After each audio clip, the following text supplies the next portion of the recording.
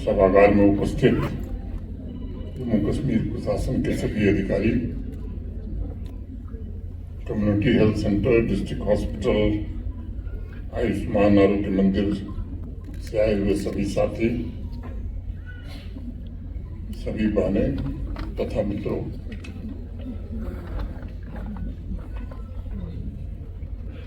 आज से शुरू किए जा रहे राष्ट्रीय स्वास्थ्य अभियान, जिसका नाम आपने कई बार सुना, स्वस्थ नारी सशक्त परिवार अभियान, और निजी तौर पर मैं इस वर्ष के सबसे बड़े समर्पित स्वास्थ्य सुरक्षा कार्यक्रम के रूप में देखता हूँ। अभी माननीय प्रधानमंत्री जी को भी आपने सुना, जम्मू कश्मीर के हेल्थ सेक्रेटरी, चीफ सेक्रेटरी को भी सुना। इन सब ने इस अभियान के बारे में विस्तार से चर्चा की है। इस अभियान में नॉन कम्युनिकेबल डिजीजेज, जिनका जिक्र भी मेरे पहले भी हुआ, कैंसर हो, एनीमिया हो, टीबी हो, सिकल सेल हो, उनकी स्वास्थ्य जांच, शिविर, मातृ एवं शिशु स्वास्थ्य सेवाएं, पोषण और स्वच्छता पर जागरूकता का कार्यक्रम, स्वास्थ्य के प्रयासों को बढ़ावा देने के लिए स्वैच्छिक ब्लड डोनेशन अभियान भी शामिल होने वाले हैं।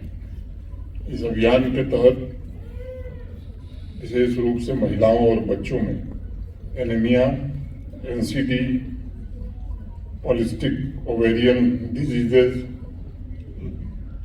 लाइफस्टाइल डिजीज के लिए आयुष उपचार पर भी ध्यान दिया जाए, ये बात कही गई है। महिला सशक्तिकरण के लिए माननीय प्रधानमंत्री जी के नेतृत्व में पिछले 10-11 वर्षों में अनेक क्रांतिकारी कदम उठाए गए हैं। मैं समझता हूं कि 11 वर्षों में इस देश में नारी की गरिमा स्थापित करने के लिए नई सोच के साथ देश की बहनें, माताएं कैसे सशक्त हों और भारत की समृद्धि में कैसे अधिक से अधिक योगदान दें, इस पर विशेष ध्यान दिया गया है। शहर से लेकर गांव तक, बड़े बिजनेस से लेकर के सेल्फ हेल्प ग्रुप से जुड़ी महिलाओं के जीवन को आसान बनाने, उनके बेहतर स्वास्थ्य तथा देश के आर्थिक विकास में उनके योगदान के लिए प्रधानमंत्री जी के नेतृत्व में अनेक कदम उठाए गए हैं। और मैं कह सकता हूं कि देश में जो बदलाव हुआ है, उसकी प्रमुख वाहक बनकर के आज देश की नारी शक्ति उभरी है। मुझे लगता है कि अगर हम ईमानदारी से विचार करें तो भारत को सबसे ज्यादा आवश्यकता किस चीज की आज दिखाई पड़ेगी। मुझे लगता है कि 3-4 बातें मेरे ध्यान में आती हैं। एक तो 140 करोड़ आबादी के भारत को सबसे आवश्यक है तेज आर्थिक विकास, जो पिछले 11 वर्षों में देश ने देखा है। दुनिया की 11वीं बड़ी अर्थव्यवस्था से आगे बढ़ते हुए आज दुनिया की 4थी बड़ी अर्थव्यवस्था हम बन गए, और आने वाले मुझे लगता है 2-2.5 वर्षों में दुनिया की 3री बड़ी अर्थव्यवस्था हम बनेंगे। इस तेज आर्थिक विकास का लाभ ग्रामीण क्षेत्र में रहने वाले लोगों और गरीब लोगों तक पहुंचे, ये इस देश के समावेशी विकास के लिए बड़ा आवश्यक था। और इसका ध्यान जो भी नीतियां भारत सरकार ने बनाई हैं, उसमें विशेष रूप से रखा गया है। उन कार्यक्रमों का जिक्र आपने पहले भी सुना है, मैं आगे उसका जिक्र करूंगा। और इसी का प्रतिफल है, अगर आप विचार करेंगे तो 90 के दशक के पहले हमारे देश के बारे में दुनिया में जो धारणा थी, हमारी इकोनॉमिक ग्रोथ बड़ी स्लो थी, बहुत धीमी रफ्तार से हम आगे बढ़ते थे। आज तमाम विपरीत चुनौतियों के बावजूद दुनिया की सबसे तेज गति से बढ़ने वाली अर्थव्यवस्था हम बने हैं। और उसका लाभ समाज के गरीब लोगों को, ग्रामीण पृष्ठभूमि के लोगों को विशेष रूप से मिल रहा है। और इसी का प्रतिफल है कि 25 करोड़ लोग गरीबी रेखा से बाहर निकल करके आज अपना जीवन यापन कर रहे हैं। दूसरी बात मुझे समझ में आती है कि सरकारी योजनाओं में भ्रष्टाचार का खात्मा। भ्रष्टाचार एक ऐसे रोग की तरह हमारे देश में था, मुझे लगता है कि अब ऐसा सिस्टम बना है, मैं ये नहीं कह सकता कि भ्रष्टाचार समाप्त हो गया है, लेकिन टेक्नोलॉजी के उपयोग से, सिस्टम के उपयोग से भ्रष्टाचार की गुंजाइश काफी कम हो गई है। और तीसरी बात मैं कहना चाहता हूं कि एक बड़ा भारी संकट इस देश पर है आतंकवाद का, जिसने मुझे लगता है कि इस देश को काफी पीछे धकेलने का काम किया, चाहे वो नक्सलवाद हो या धर्म के आधार पर चलने वाला आतंकवाद हो या पूर्वोत्तर के राज्यों का आतंकवाद हो। पिछले 10-11 वर्षों में हमने देखा है कि कर्नाटक और केरल के छोटे हिस्सों में थोड़ा बहुत आतंकवादी घटनाएं सुनने को मिल रही हैं। नॉर्थ ईस्ट में मोटे तौर पर आतंकवाद लगभग समाप्ति की ओर बढ़ रहा है और लेफ्ट विंग एक्सट्रीमिज्म, जिसे हम नक्सलवाद कहते हैं, जिनका सपना था कि नेपाल तक हम जाएंगे, वो भी मृतप्राय हो गया है, अंतिम सांसें गिन रहा है। और मैं उम्मीद करता हूं कि आने वाले 5-6 महीने में देश से नक्सलवाद समाप्त हो जाएगा। लेकिन हमारा जम्मू कश्मीर अभी भी आतंकवाद से पीड़ित है। इस आतंकवाद को समाप्त करना मैं समझता हूं कि जम्मू कश्मीर के लिए भी अनिवार्य है और देश के लिए भी अनिवार्य है। आतंकवादी कई तरह के, कुछ सीधे लोगों की जान लेते हैं गोली चला करके, कुछ हैं जो वैचारिक अधिष्ठान प्रदान करते हैं और कुछ हैं जो उनकी आर्थिक मदद करके। तो इन दोनों को भी आप आतंकवादियों से कम मत मानिए। और मुझे लगता है कि केवल सिक्योरिटी फोर्सेस, प्रशासन या पुलिस ये काम नहीं कर सकती। जब तक समाज के लोगों को ये बात नहीं समझ में आएगी कि ये वैचारिक अधिष्ठान प्रदान करने वाले आतंकवादी, नैरेटिव बनाने वाले आतंकवादी और आर्थिक मदद पहुंचाने वाले जो आतंकवाद को बढ़ावा देने के लिए करते हैं, मैं समझता हूं ये उन आतंकवादियों से ज्यादा खतरनाक हैं जो गोली चलाकर निरपराध और निरीह लोगों की जान लेते हैं। मुझे लगता है कि इन मुद्दों पर भी हमें आज के अवसर पर गंभीरता से सोचने की आवश्यकता है और तब जो लक्ष्य लेकर के हम चलना चाहते हैं, विकसित भारत आज देश का रिजल्ट बन गया है। विकसित भारत तभी बनेगा जब विकसित जम्मू कश्मीर बनेगा, और जम्मू कश्मीर विकसित तभी होगा जब मुझे लगता है कि हम भी तेज गति से हमारा आर्थिक विकास हो और उस विकास का लाभ कुछ चंद लोगों को नहीं बल्कि जम्मू कश्मीर के गरीब आदमी को मिले, जम्मू कश्मीर के जरूरतमंद आदमी को मिले। और तीसरा, विकास तभी हो सकता है जब शांति रहेगी, शांति तभी रहेगी जब आतंकवाद समाप्त होगा।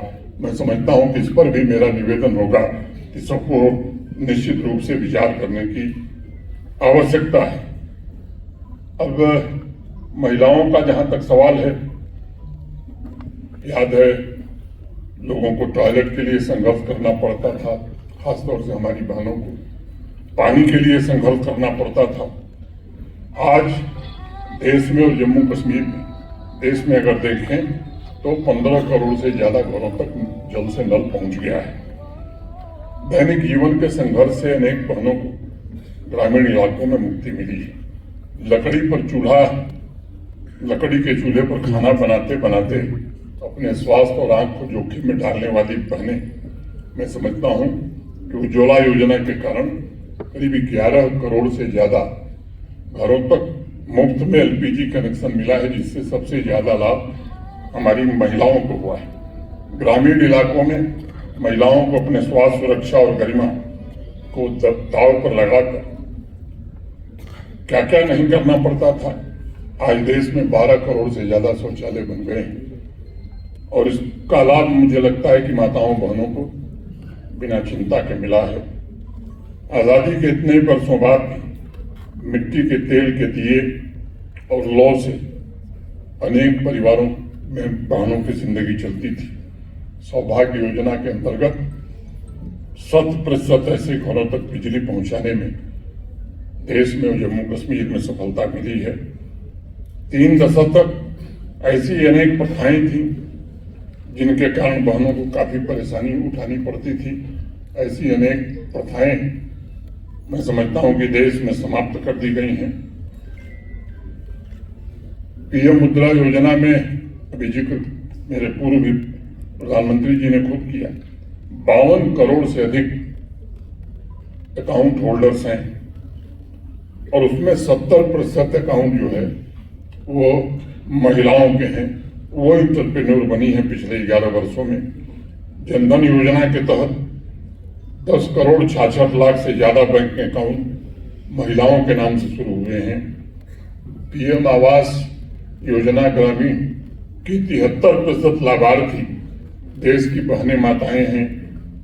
और स्टार्टअप्स की अगर मैं बात करूं तो 50,000 स्टार्टअप्स में कम से कम एक महिला इंटरप्रेन्योर डायरेक्टर जरूर है। 10 करोड़ से अधिक महिलाएं सेल्फ हेल्प ग्रुप्स से जुड़कर अब अपने पैरों पर खड़े होने में सक्षम हुई हैं। और जम्मू कश्मीर में मुझे प्रसन्नता है कि 9 लाख से अधिक महिलाएं सेल्फ हेल्प ग्रुप के माध्यम से अपने परिवार तथा समाज में और जम्मू कश्मीर में भी परिवर्तन लाने में योगदान दे रही हैं। प्रधानमंत्री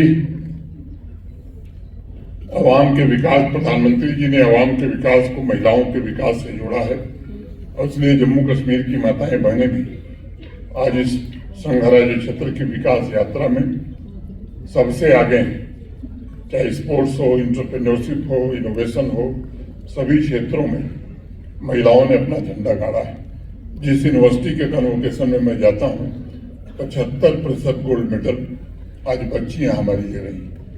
अगर मैं स्टार्टअप्स की बात करूं, जम्मू कश्मीर में जितने रजिस्टर्ड स्टार्टअप्स हैं उसमें 1/3 से ज्यादा स्टार्टअप्स का नेतृत्व हमारी महिलाएं कर रही हैं। 180 ऐसे स्टार्टअप हैं जो रजिस्टर्ड हैं, उसमें 387 स्टार्टअप ऐसे हैं जिनका नेतृत्व महिलाएं कर रही हैं। 42,000 से ज्यादा आज जम्मू कश्मीर में लखपति दीदी बन गई हैं। हैंडीक्राफ्ट, एग्रीकल्चर, हार्टिकल्चर सेक्टर में भी महिला लाभार्थियों की संख्या बड़ी मात्रा में बढ़ी है। पूरे देश में महिलाओं के स्वास्थ्य और सशक्तिकरण के लिए जिस होलिस्टिक अप्रोच के साथ प्रधानमंत्री जी के नेतृत्व में आज काम शुरू हुआ है उसकी चर्चा आज पूरी दुनिया में है। आजाद भारत के इतिहास में पहली बार पिछले 10-11 वर्षों में सेक्स रेशियो भी काफी बेहतर हुआ है। और अगर आंकड़ों को हम देखें तो 1000 पुरुषों पर आज हमारे देश में महिलाएं 1200 हो गई। जम्मू कश्मीर में आदि साहब इस पर विशेष ध्यान मुझे लगता है देने की आवश्यकता है। प्रधानमंत्री सुरक्षित मातृत्व अभियान के तहत 6 करोड़ से अधिक निःशुल्क महिलाओं की, बहनों की जांच हुई है। प्रसवपूर्ण मातृ मृत्यु दर में भी 11 वर्षों में बड़ी मात्रा में कमी आई है। प्रधानमंत्री मातृ वंदना योजना के तहत 4 करोड़ महिला लाभार्थी हैं जिन्हें 19 करोड़ 18,593 करोड़ से अधिक की राशि वितरित की गई है। 4 करोड़ 20 लाख सुकन्या समृद्धि बैंक के अकाउंट देश में खोले गए हैं। मिशन पोषण इंटीग्रेटेड कार्यक्रम में अनेक चुनौतियों से बच्चियों और माताओं को निजात दिलाई है। मिशन शक्ति के तहत वन स्टॉप सेंटर और बेटी बचाओ बेटी पढ़ाओ अभियान में बच्चियों और महिलाओं के जीवन में बड़ा भारी बदलाव आया है। अब बेटियों के लिए भी सैनिक स्कूल के दरवाजे खोल दिए गए हैं और नए सैनिक स्कूल भी बन रहे हैं। महिलाओं के राजनीतिक सशक्तिकरण की दिशा में भी भारत आज दुनिया का सबसे अग्रणी देश बनने जा रहा है। नारी शक्ति वंदन अधिनियम भारत की संसद ने पिछली बार पारित किया और जो आने वाले 2029 के चुनाव में मैं समझता हूं कि महिलाओं के नेतृत्व को बड़ी मात्रा में बढ़ावा मिलेगा। लोकसभा विधानसभा में 1/3 सीटें महिलाओं के लिए इस देश में आरक्षित होंगी। रक्षा सेवाओं में, सेनाओं में भी महिला अधिकारियों को परमानेंट कमीशन प्रदान किया जा रहा है। जम्मू कश्मीर में भी पहली बार सीमाओं की रक्षा के लिए हमारी बहनें तैनात की गई हैं। IIT में हमारी बेटियों की संख्या बढ़ी है। दुनिया भर में सबसे अधिक महिला पायलट आज भारत में हैं।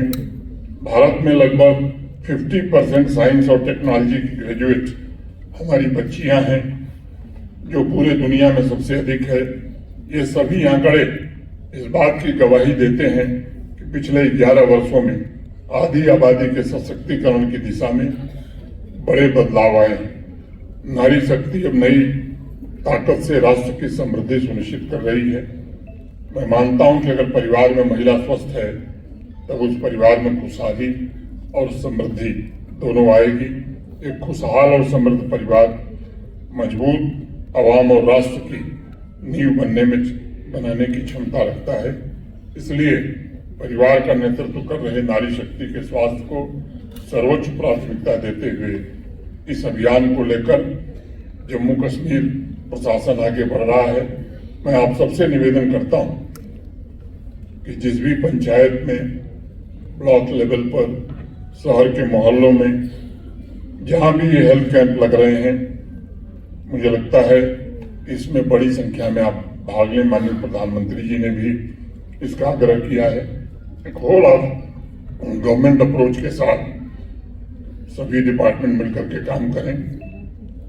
जम्मू कश्मीर की सभी हेल्थ फैसिलिटीज में पंचायत से लेकर जिला स्तर तक हर एक कैंप मेडिकल चेकअप तथा अन्य हेल्थ सर्विसेज प्रदान करने के लिए पूरी तरह तैयार रहे और ये कार्यक्रम हमारा अनवरत चले। एसओपी पहले से बनी हुई। मेरा आग्रह है कि प्रतिदिन जागरूकता शिविर, रेडियो और टेलीविजन तथा मीडिया, अखबारों के माध्यम से, सोशल मीडिया अभियान चला करके ये जानकारी हम कैसे अधिक से अधिक लोगों तक पहुंचा सकें, ये हमारे सामने एक बड़ी चुनौती होगी। पंचायत स्तर पर समुदायों को संगठित करने के लिए सेल्फ हेल्प ग्रुप्स की मदद हम कैसे ले सकते हैं, अवेयरनेस के लिए रैलियां हम कैसे आयोजित कर सकते हैं। इस अभियान के दौरान प्राइमरी हेल्थ सेंटर से लेकर डिस्ट्रिक्ट हॉस्पिटल तक हेल्थ कैंप डे और वहां की जाने वाली हेल्थ स्क्रीनिंग की लिस्ट भारत सरकार के हेल्थ मिनिस्ट्री ने पहले से जारी की है। इसकी विस्तृत जानकारी क्या हम आंगनबाड़ी केंद्रों तक पहुंचा सके, सेल्फ हेल्प ग्रुप की महिलाओं तक हम भेज सके। अगर ये काम हम कर सकेंगे तो मुझे लगता है कि हमारे अभियान को निश्चित रूप से सफलता मिलेगी। मेरे पूर्व इसके बारे में काफी बताया गया है, मैं उन बातों को दोहराना नहीं चाहता हूं। कई डिपार्टमेंट हैं जिनको लगता होगा कि इसमें हमारा क्या काम है। मुझे लगता है कि उनसे भी मैं निवेदन करूंगा, ब्लड डोनेशन कैंप के आयोजन, निक्षय मित्र वॉलंटियर का रजिस्ट्रेशन, ऑर्गन डोनर रजिस्ट्रेशन, ये भी एक महत्वपूर्ण काम है। इसकी तरफ भी हमें विशेष ध्यान रखना होगा।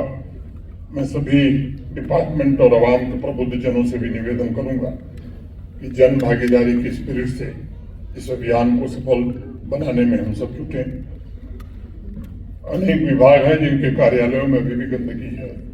मुझे लगता है अगर यही काम हम कर लें, जिस डिपार्टमेंट को हम देखते हैं, पूरे जम्मू कश्मीर में हमारा कोई एक छोटा दफ्तर भी अगर ग्रामीण इलाके में है तो वो भी 15 दिनों में